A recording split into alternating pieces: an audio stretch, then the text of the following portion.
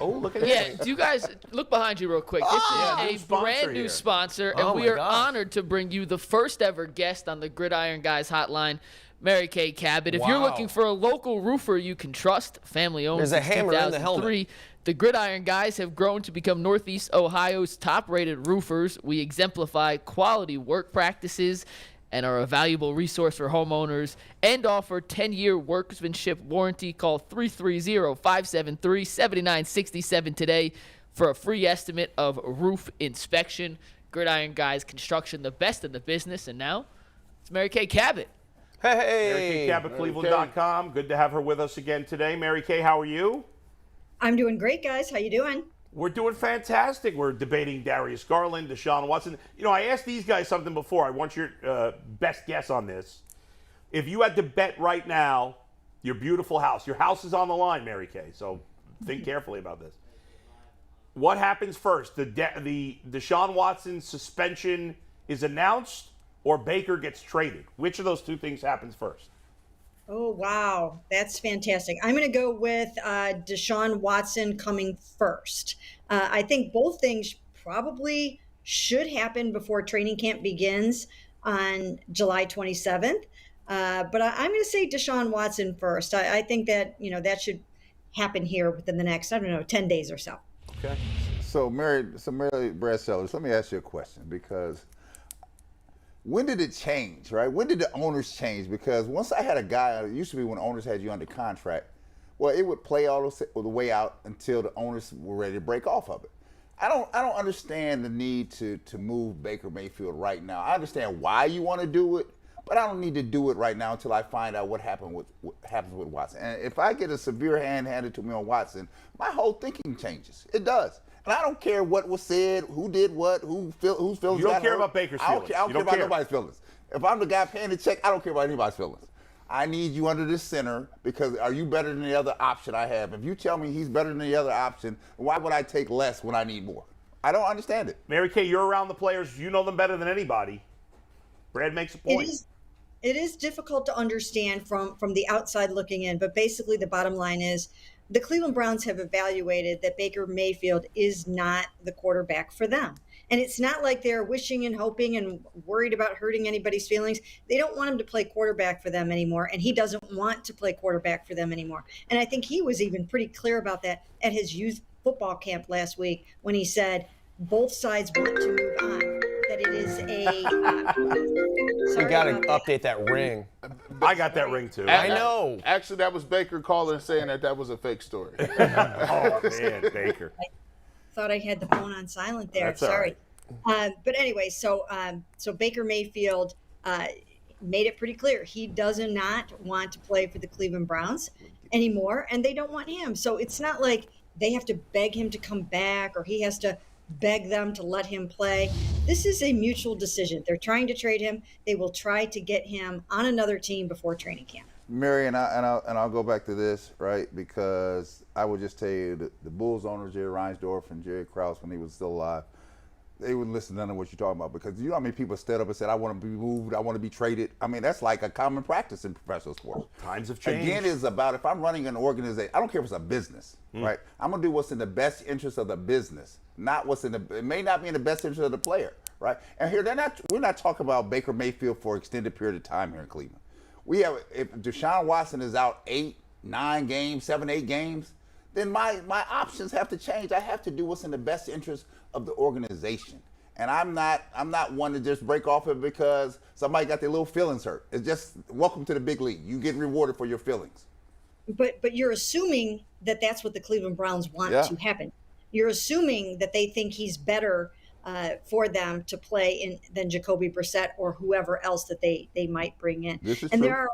there are other extenuating circumstances here too, and those include the fact that there are some loyalties on the team. So if you put Baker Mayfield back into that locker room and back onto this football team, you still have guys like Nick Chubb that really adhere to Baker Mayfield and back him and support him. You've got guys like Joe Bitonio and Wyatt Teller that feel that way. And depending on how long Deshaun Watson is out, you don't really want another divided locker room again like they had last year after OBJ left. So this isn't a situation about feelings of Baker or anything like this. This is the Browns' evaluation that they were done with him as a quarterback. He is done with them as a football team.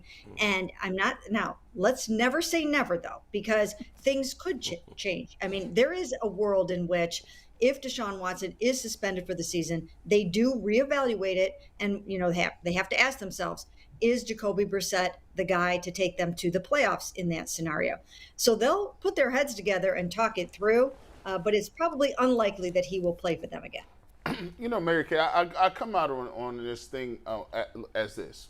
I believe that here in Cleveland, we have an inflated sense of exactly how good skill-wise Baker Mayfield is. Because he won a playoff game and because we haven't had anything, he's the number 1 overall pick. I literally think that some people, if you had to pick the brains of Kevin Stefanski and say, give me a list of all the players down the list of the quarterbacks that you could choose, I think what he's telling you is that he believes Jacoby Brissett is better than Baker Mayfield. I think he's telling you, hey, when I'm coaching it and I'm calling it up, I can tell you what I saw in the field, and I can tell you we couldn't call certain things.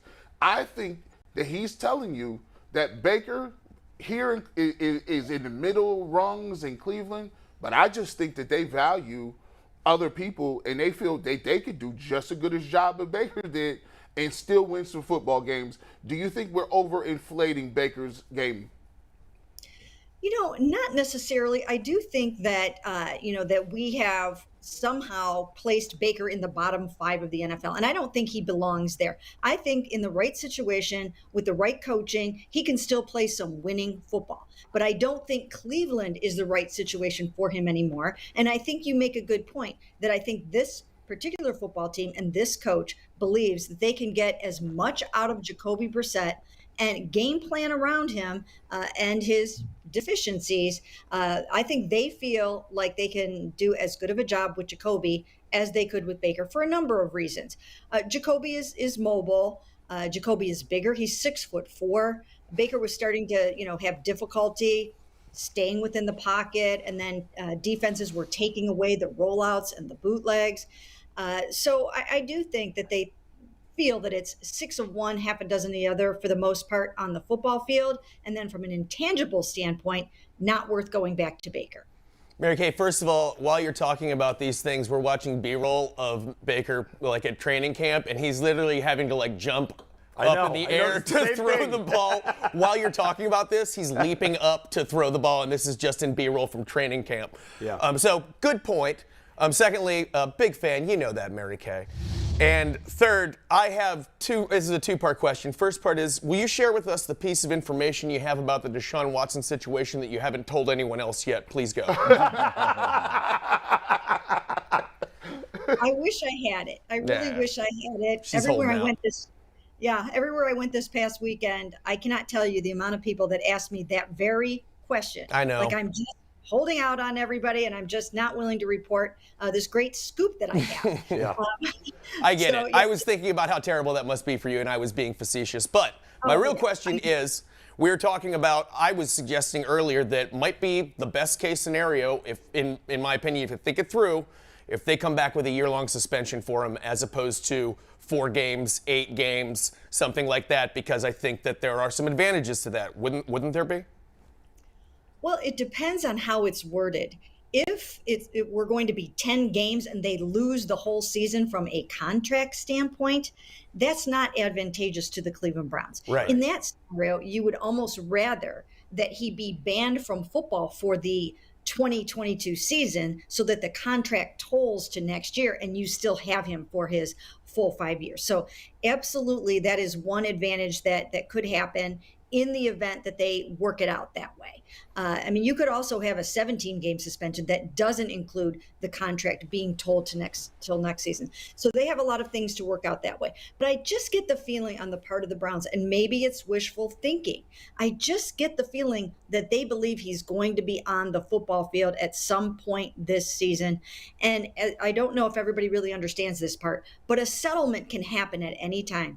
Mm-hmm. The NFLPA could decide when I'm on a flight to London tomorrow at 7:59 tomorrow night that Deshaun Watson is going to be out for 8 games. So, and of course, it will happen when I am on the flight. Yeah, we all know. Not able to get internet that I had paid for. I mean, we know this.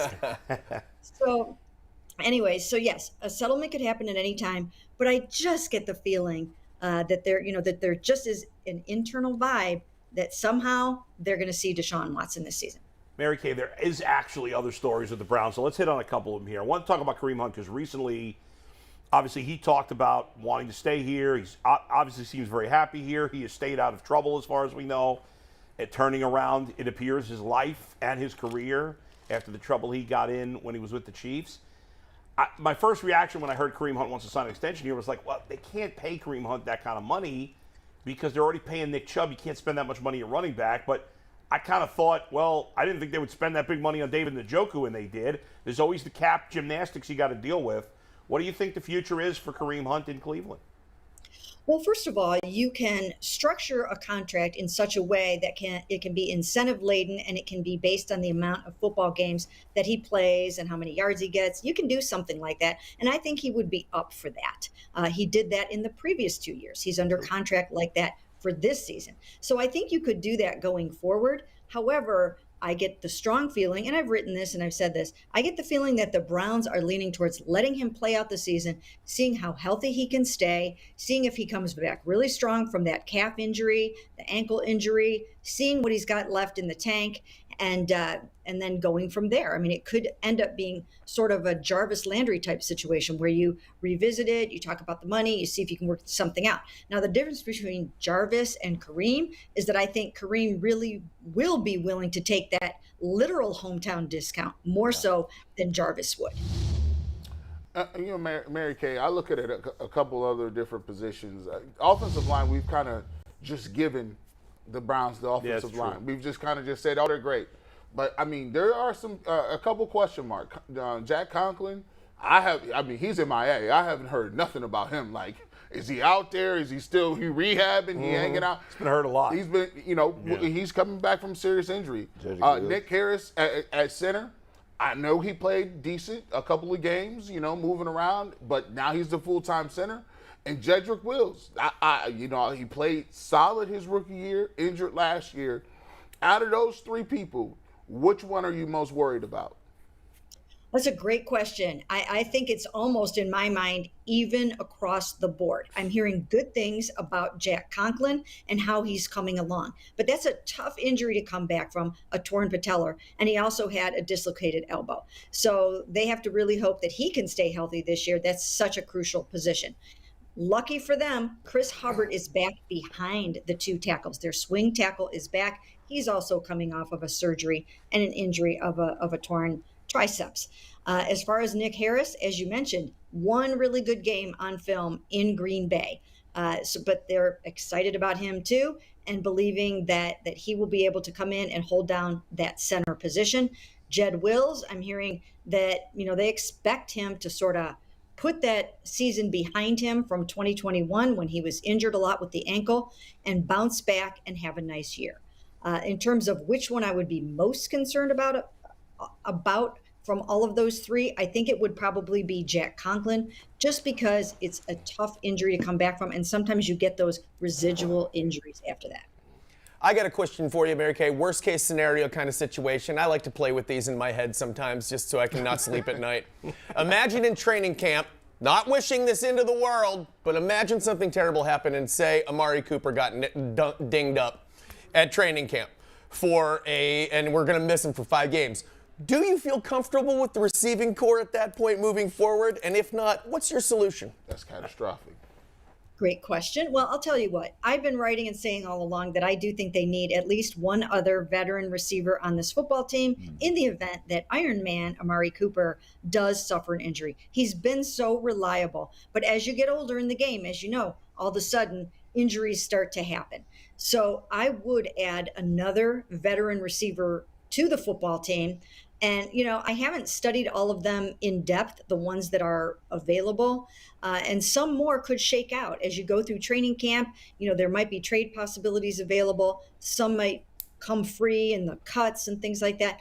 But I would look into any that are available. I would add another veteran just in the event that something happens with Amari. And the other thing is, there are just a lot of young guys in the room that are sort of unproven, but they're looking at their pass catching situation globally, not just the receivers. They're looking at it like, hey, we've got experienced tight ends. We've got Kareem Hunt who can catch the ball. Yep. So I think that's why they feel comfortable right now. Hey, Mary, do you know if Kevin Stefanski is aware that the Browns fan base and the public has a keen eye on the job he's going to do this year? Does he realize he's in the scope? Oh, yes, absolutely. He's been in the game for so long. He's very practical. He understands what the situation is. He knows that all eyes will be on him to get it right. He took criticism last year for the way that he did some things, including from Baker Mayfield. So absolutely, yes. He knows that he's got to get this right, especially in the event that Deshaun Watson plays a bunch of this season. Everybody wants to see that they're calling the right plays for Deshaun, bringing out the best in him. And that's going to involve, talking to probably Dabo Sweeney, his college coach, maybe looking at some things that he did well in other places to make sure that they're getting the most out of that elite talent. Mary Kay, let's wrap it up with this. We're going to have a conversation about who could be a breakout camp candidate for the Browns. So before we give our opinions, let's wrap up our time with you getting your opinion. Who's maybe a little off the radar guy that you could see being a breakout candidate here in camp? Well, one guy that everybody should keep an eye on and that I've been hearing a lot about is defensive tackle Jordan Elliott. Everybody is worried about that defensive tackle position. Yep. The Browns feel really, really good about Jordan Elliott, their third-year pro. I think he will start out in a starting role. Now it's going to be up to him, but if he can really nail down that position, then they will be so much better off at that defensive tackle spot. So I would say he's someone to watch. Mary Kay, have a great vacation. How long are you going to England for? I forgot. Just for about a week, going over to visit our daughter who's doing an internship there. So. Do you want to share on the air what your daughter is doing out there? Because it's pretty cool. Oh, she's doing a marketing internship with internship with a company that it's called Beds and Bars. Yeah. And it sounds good. Nice. Well, I screwed up. It's your other daughter that with the circus, right? Yes, my other daughter is in Quebec City, and she is an acrobat, aerialist, hair hanger. She is training to do Cirque du Soleil type work, gymnast all her entire life. And I also hope to get there this offseason. Mary Kay, we appreciate you taking the time. Thank you, Mary. All right, Mary, thanks. Mary Kay Cabot, Cleveland.com. She's headed over the pond. Guys, she gave you Jordan Elliott. That is an area of, we're a little worried about defensive tackle.